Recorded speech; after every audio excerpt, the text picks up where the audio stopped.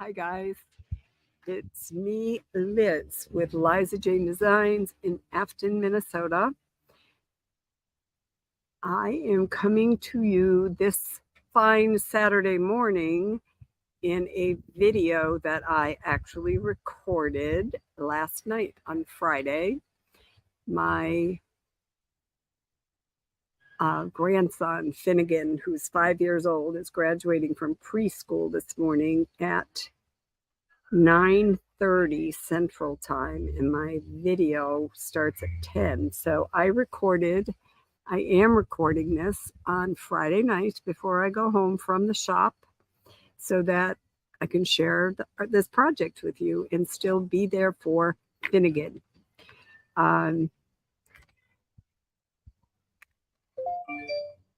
I am I don't know why this is hard when there's nobody saying hello. Please, when you come on, do say hello. Let me know where you're watching from. I won't be able to acknowledge it right now, but I promise I will come back. I will engage with any questions and comments that you have. If you know one another and our chat line, please help each other out. Ask questions of each other. I know that our viewers are always happy to help one another out, but I'll get back with you whether you are watching this as it's broadcast or later on in the day or week. I will be getting back to all of your questions. Now, I said I'm in Afton, Minnesota. It's here in the St. Croix River Valley, just east of Minneapolis, St. Paul. If I'm the stockist nearest you, I do hope you'll come and visit us. But if I am not, you can find your local stockist on the Iron Orchid Designs webpage under, there's a retailer locator. You can search by location. Many of us do ship. So if you can't find someone within driving distance, find someone close enough that shipping costs can be reduced and you can establish a relationship with someone that you enjoy. The project we're going to be working on today, I've got two things going on. One we're going to do today, and then we're going to finish it up in the live video I do next week on this page. I want to show you what we've got going here. Can you see that?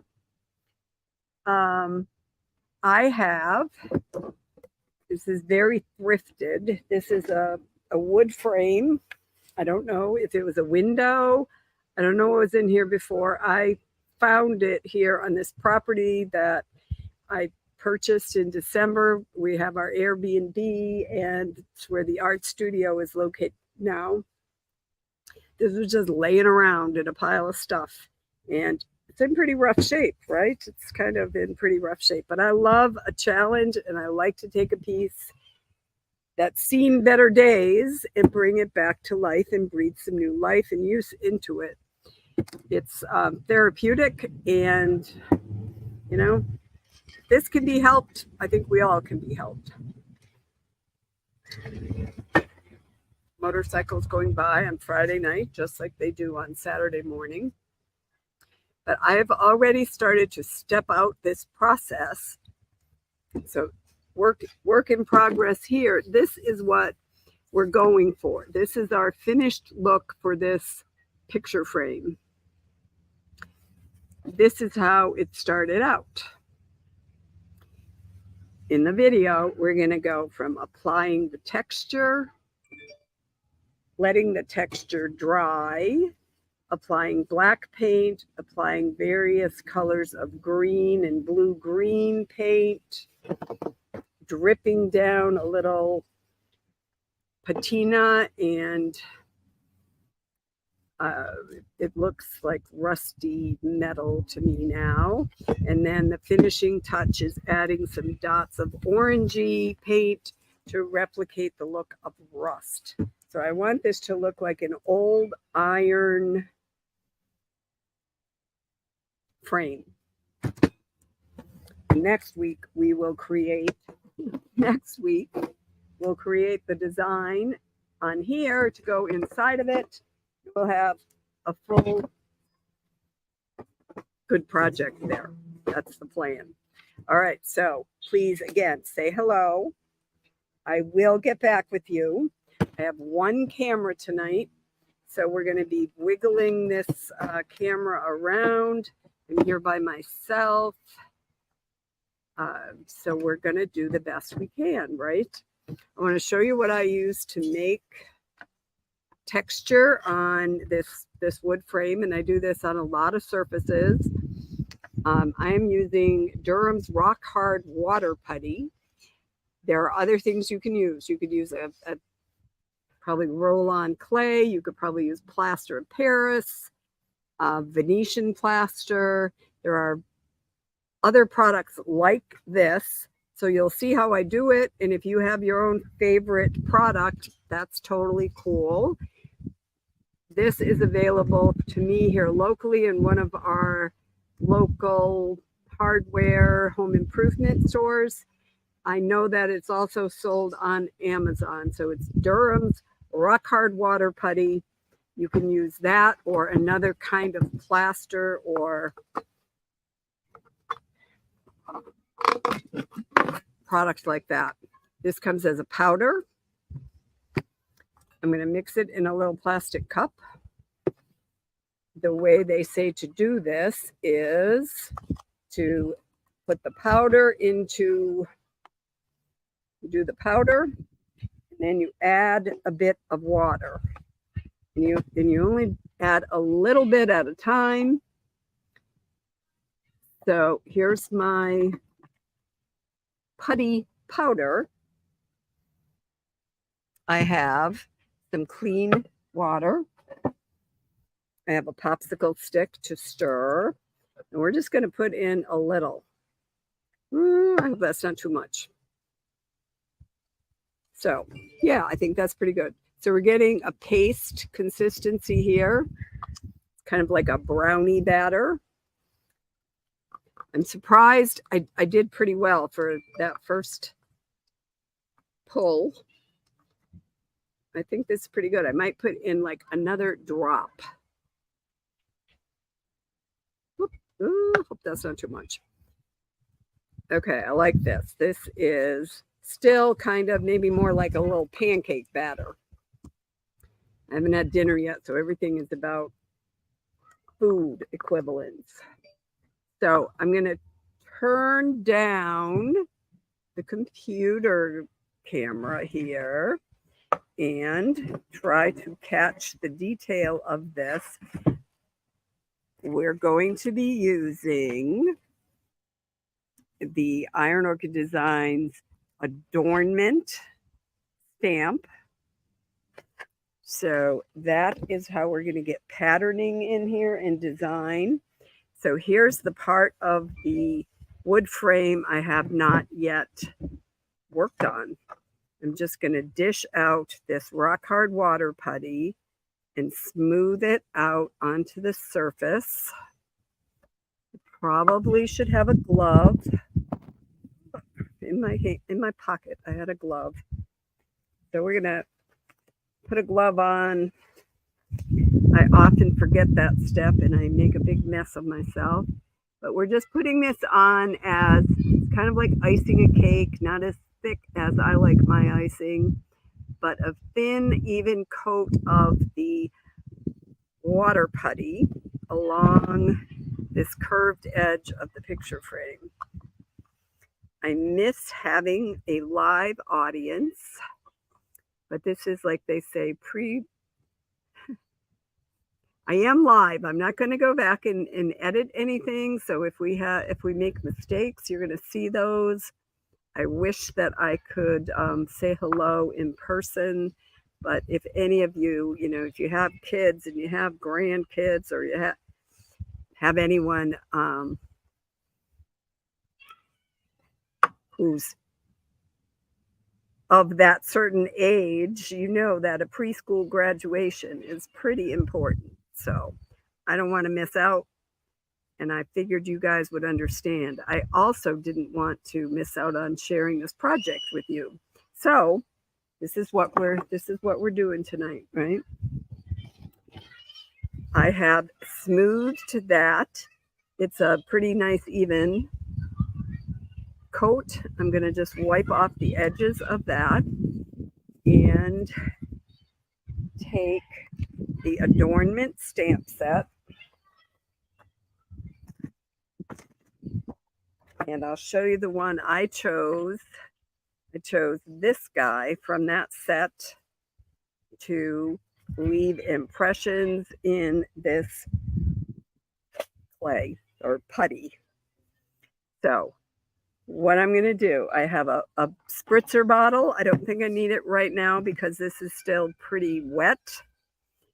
I did this earlier, and I'm doing with the oval or the rounded edge pointing out.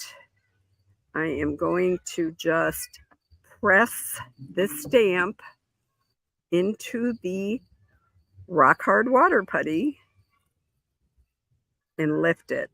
It does not leave a perfect impression, but you get the general idea of the arch and the shape and the details. So I'm just pushing that. Ooh, that one's, I'm not liking that, you guys. So live video, we are just gonna, we're gonna smooth that out again. I lost too much detail. I don't want a perfect print of this stamp, but I do want to be able to see what is, what the general shape is.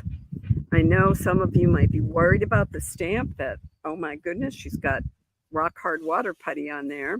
But I'm going to tell you that as soon as I'm done making impressions here, I'm going to drop this into some water and it'll be okay as long as I don't let the water putty dry. See, that came out better. I spritzed water on the stamp, and I'm going to come around and follow the curve of that. There we go. I can see the arches. I'm going to spritz again with water, just a mister bottle, and go all the way around the arch of this. I don't know if you can see the patterning, but you'll see it in the finished dry part.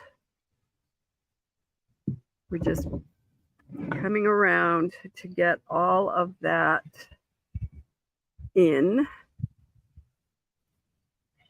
I'm going to lift it and get this last little piece right here.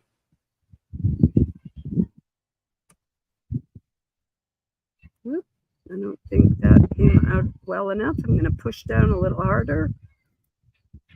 And there we go. We've got some nice distressed looking, and I'm going to throw this stamp into a bucket of water. So the stamp is safely in a bucket of water. Do not worry about that stamp. No stamps will be harmed during the making of this project. Let's turn this around a little bit. I hope you can see the texture that's in that wet putty. You can see the arches. It is not like pure and beautiful and distinct. And that's exactly the look I want. Not pure, beautiful, and I want it to look ancient. And we're on our way to that. So the next step in this project is to let our water putty dry and harden. I'll show you this. This is already dry and hard. So this part is set for the next step. This will dry, and tomorrow after graduation, I can come back and finish this part. But for now, we're going to work here, and I'll show you. I have some black and some dark gray paint. I chose two different kind of colors of black for the decrepit look of this, right? I just want it to look like old metal. There's different colors. And I'm just going to put that onto the dry rock hard water putty. So this I did several hours ago and it's set up nicely. So that's that. We paint that in the black. I can dot on a little of this less intense black, kind of give it more of an iron look. So we've got different colors of black and gray right here as our base layer of paint over the hard water putty. And we're going to turn it again. Through the magic of TV, right? We have this area that I painted black a few hours ago. So this is hard and dry. It was painted with the black and gray earlier today. And what I'm going to do, I've chosen from my paints, I've chosen some colors of green paint. The specific colors don't matter a whole lot, but this one's a little bit Kelly greenish. This one's a little more mossy. And I think the most important color to try to get right is this blue green that has the lovely patina like copper gets when it oxidizes. But I am going to start with the greenest of the green, and we're going to work on the paint that's already dry, and I'm just dotting a little bit of that on here. And I'm using a stencil brush. You could use any kind of brush really. And I am putting that in a splotchy kind of way because I want the variety of green paints here to show through. I do not want to just have one. I want, let me see, do I need down here? So I've got different greens, and I feel that it's important not to overmix them so that in the end you're going to see different shades and tones of the green paint. That's kind of that, right? It goes pretty quickly here once the paint has been dried. So we did the texturizing, we painted black. Once it was dry, we're adding the green. And then this lovely blue-green shade. Whoops, this one's a little bit clogged up. We'll open this way. And what I like to do with this, we'll just kind of drip some of that around and get some of this color in there. If you notice, I'm leaving some of the black showing through as well because to me that looks like old iron and I'm liking that look. So we've got our shades of green, right? Our shades of green that are covering that black. I'm going to scoot this frame down a little bit more and show you that once the greens have set up and are dry, here we've still got the colors that I showed you, and this is dry now with all the different green paints and a little bit of dark showing through. I'm taking this blue-green patina color, and I'm going to drip it on here like so.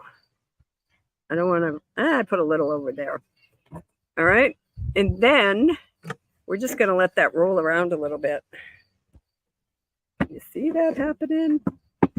I can hit it a bit with my stencil brush.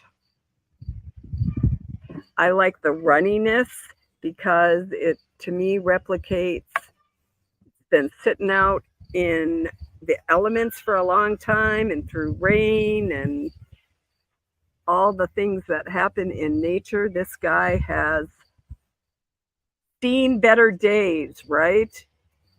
But I say its better days are now when it's beautiful and patinaed and lovely. So here, this is dry. I did this earlier, but you see how it looks drippy. So don't clean that up, I'm going to say. Drip those greens on here and let them be. Just let them roll around and give that patina look to your project. I'm going to spin this one more time in this direction for the final piece de resistance, I guess, is a good way to say that if you can remember your high school French. I'm using a rusty orange color. And in this one, I am going to, I'm going to get rid of that water and put a little bit of this orangey paint. And I don't want a lot. So I'm going to grab that stencil brush again and clean off a lot of the green that was on there. I'm going to take some of this watery orange and apply that kind of in splotchiness to the part that is dry already. Can you see? So I just put some splotches of the rusty orange, and I'm going to use my handy dandy spritzer bottle and probably spritz myself in the face here, but I just want to get that wet and let it drip so that, you know, that's the final thing. That's a little bit of rust on our faux iron piece. I love it. I do love it. I've only been live for 22 minutes or so, and this is going to be a short one today. I want to review the steps with you. So I have an old wooden, this is what it looked like when I found it. Just a wooden frame that could have been part of an old window. I am not sure, but I love the shape of it and I love the oldness of it. So I did a little bit of repair work on it. And then I started in with making it beautiful, right? So what we started out with today was the rock hard water putty, the powder, mix it in some water, get yourself like a brownie batter consistency, and applied that. You can use a trowel. I used a popsicle stick and just put on a layer that it's already starting to set up here. Thin, even layer. You want enough that you can get an impression with your stamp. My stamp is already in water because I don't want to ruin my stamps, but just as a reminder to get a good impression with the stamp into the putty, generally I like to spritz a little bit of water on the back of this and just push it into the damp or the wet putty. If you watched all the way through, you know at the beginning I didn't like my first impression. So it's very forgiving that way. You can roll it back out again, smooth it out, and do a take 2, do a take 3 if you need to get the impression that you want.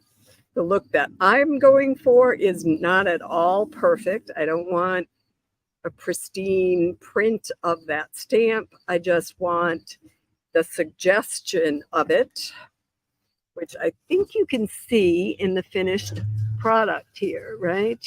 I hope you can make out the patterns and the shapes of that stamp in here. I might, in the end, you'll find out next week if you come watch part 2, I may hit some of this with a metallic glaze or wax to bring out some more of that detail. But for today's part of this project, we did the stamping into the putty. We let that dry, and then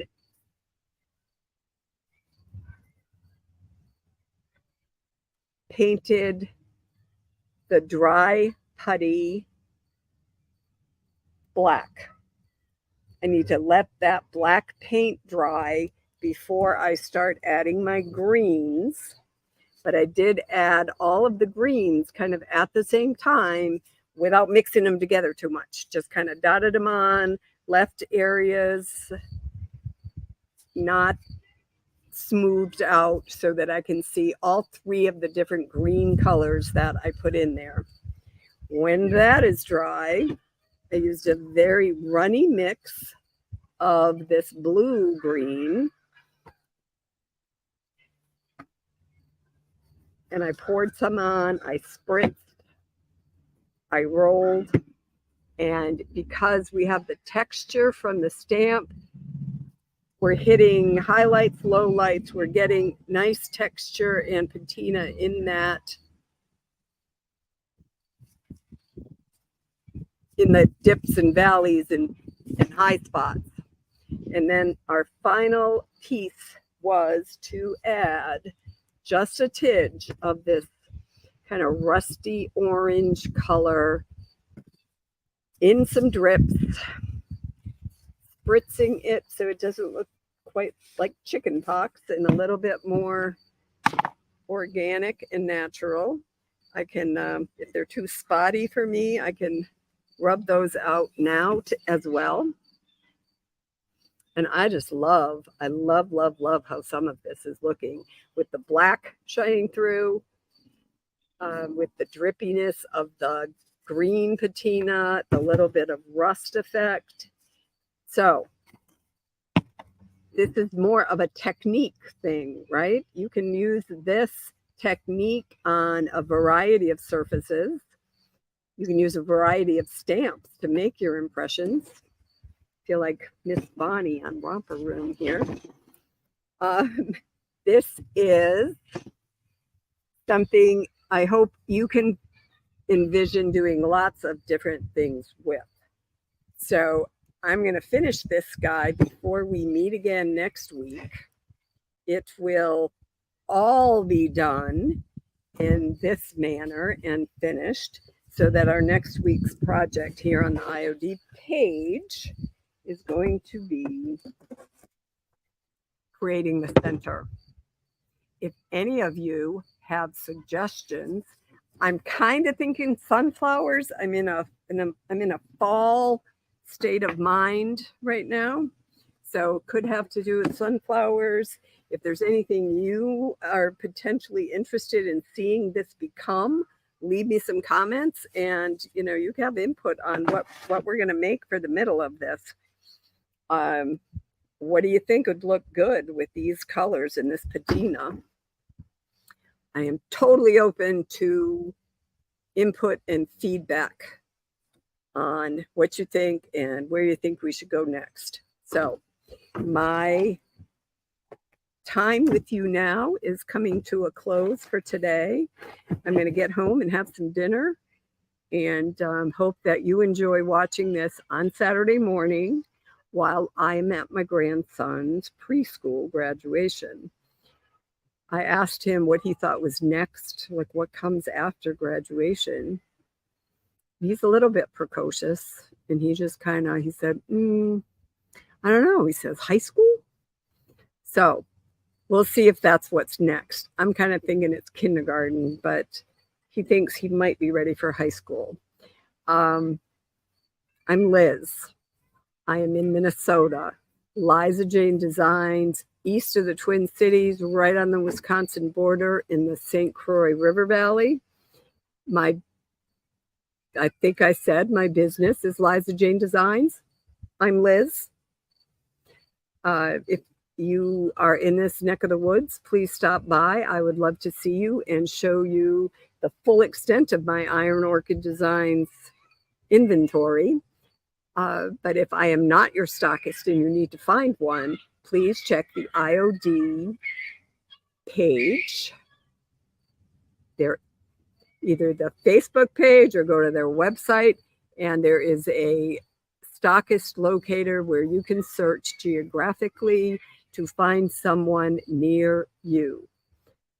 So I have so much enjoyed showing you this project. I miss having your live comments and the back and forth. So please give me some words. Let's talk over the keyboard at least. And thank you for understanding.